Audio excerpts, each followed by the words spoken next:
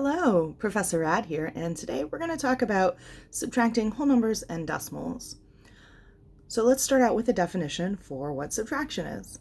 So subtraction is the removal operation, and it's basically the opposite of addition. So we're going to call the result of subtraction the difference.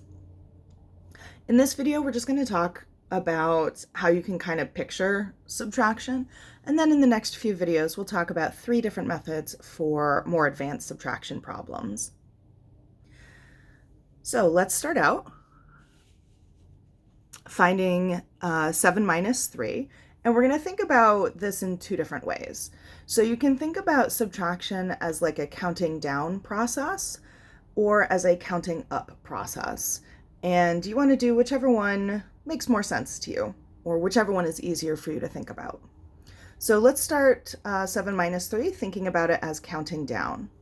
So since we're starting out with a 7, I'm going to write out 7 shapes. So I'm going to use 7 circles.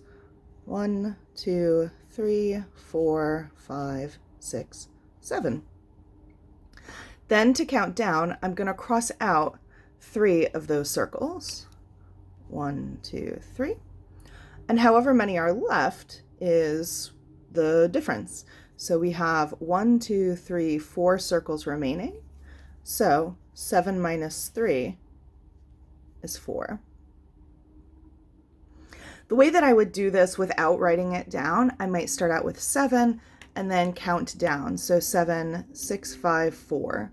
So the answer would be 4. So what I did there was I just put a finger down for each number as I counted backwards.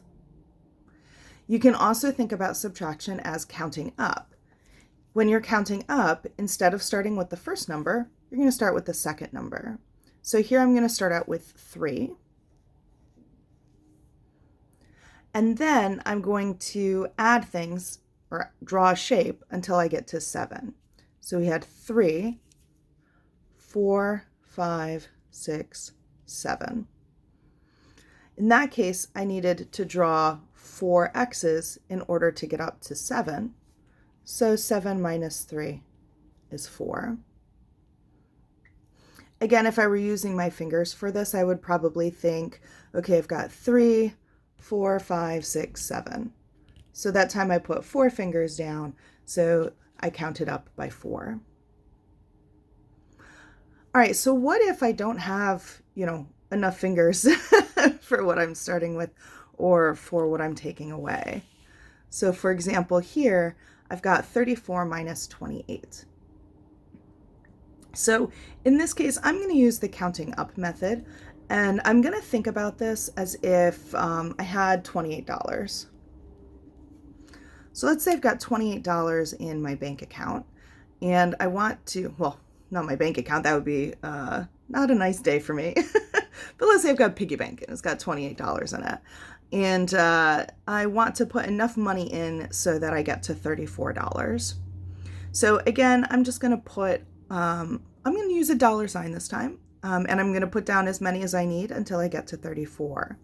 So I'm starting with 28, 29, 30, 31, 32, 33, 34, 29, 30, 31, 32, 33, 34. Beautiful. So in order to get to $34, I needed to put in 1, 2, 3, 4, 5, 6. So 34 minus 28 is going to give us 6.